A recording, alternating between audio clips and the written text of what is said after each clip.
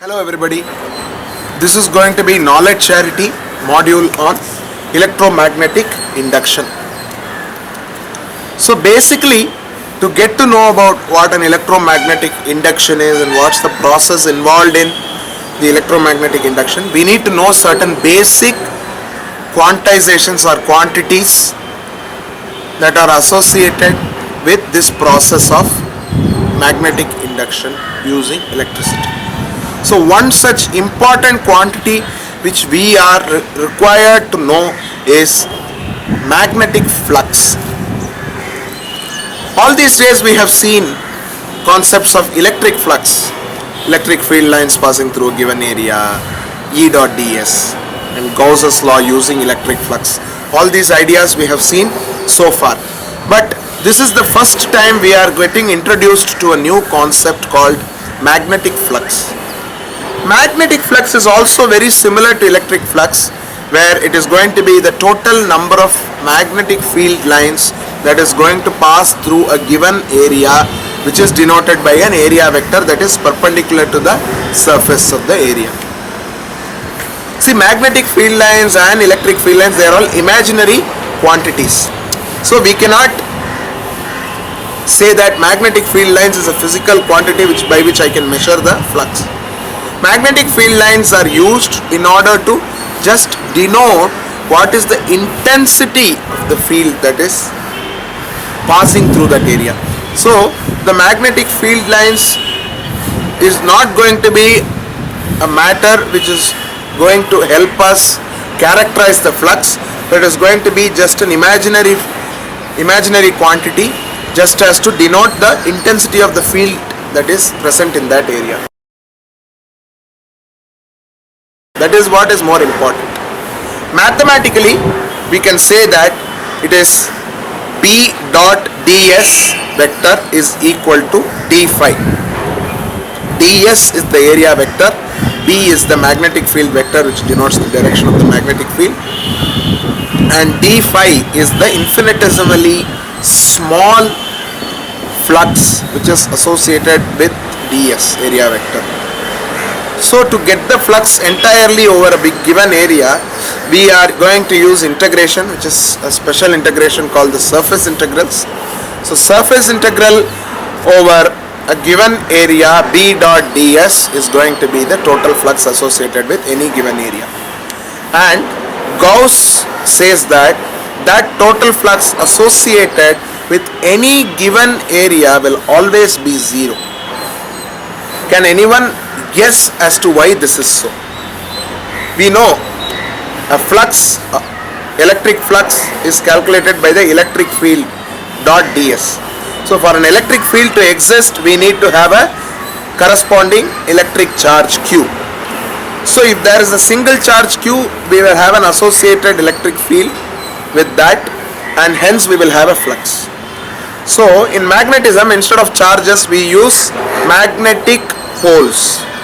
Okay, magnetic dipoles. But in magnetism, we are very sure of a concept that if there is a north pole, there is going to be a corresponding south pole associated with the north pole.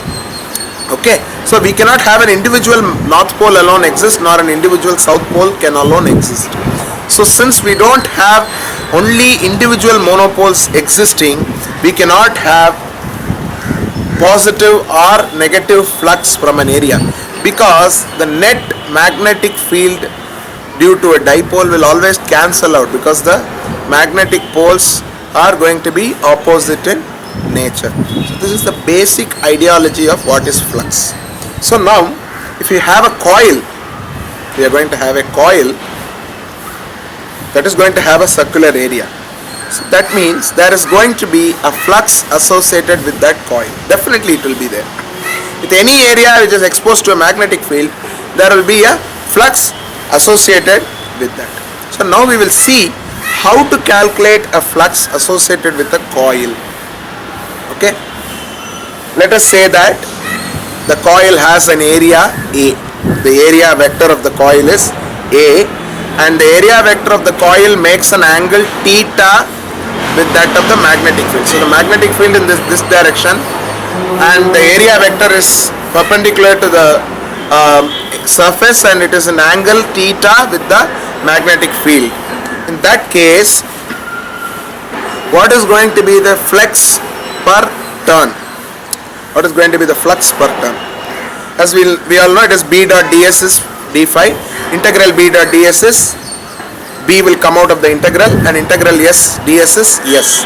Here S we say is as A, which is the area of the coil. A is the area vector. So it is going to be per turn, it is B dot A. So if there are n turns, each turn will contribute B dot A to the net flux over the coil. So it is n into B dot A. So the net flux is going to be n B A cos theta, B A magnitude cos theta. So the maximum flux that is possible is when cos theta is 90, or the area vector is perpendicular to the field. That means cos theta is 1, theta is 90, cos theta is 1. So NBA is the maximum electric flux that is possible through the coil, electric coil. Thanks a lot. This is the module on electric flux which we saw. Next module we will see Faraday's law of electricity and Lenz's law of electricity, and 3 points to justify Lenz's law. A great news to all the students who are part of Knowledge Charity. We are planning to host Google Hangout sessions with different faculties of different subjects. So maximum of 10 people can participate in a Hangout at a time. So it will be like a telephone conference. If one person logs out, the other person will get the chance to get in and clarify. So the Hangout will be for 1 hour. So the faculties will encourage asking questions, and they will deliver lectures as what people want according to the suggestions that people give to Knowledge Charity. And students can interact if at all they have any doubts and get them clarified. So most probably the first Hangout session will be announced very shortly. It might be around the first or second week of February. I hope everyone will be eager to have a look at what we are going to have in this Hangout. Thanks a lot, Knowledge Charity. Subscribe and support. Thank you.